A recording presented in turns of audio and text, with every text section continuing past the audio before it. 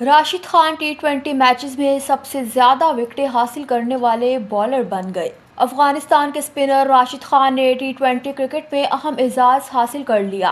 राशिद खान ने यह एजाज़ गुज़िश्ता रोज़ जनूबी अफ्रीका की टी20 लीग के मैच में टी20 कैरियर की 672वीं विकेट हासिल करके हासिल किया। अफगान लीग स्पिनर ये विकेट हासिल करते ही सबसे ज़्यादा विकेटें हासिल करने वाले बॉलर बन गए।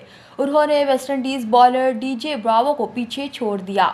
वेस्टइंडीज़ बॉलर ने 671वीं विकेट हासिल कर रखी है। राशिद खान जनूबी अफ्रीका की टी20 लीग में एमआई केप टाउन की नुमाइंदगी कर रहे हैं। कर्क इन्फो के मुताबिक राशिद खान 633 विकेट के साथ पहले नंबर पर है।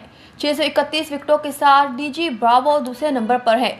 तीसरे नंबर पर पीएसपी नारायण है, उन्होंने 574 विकेट हासिल कर रखी हैं। चौथे नंबर पर इमरान ताहिर हैं, उन्होंने 571 विकेटें हासिल कर रखी हैं।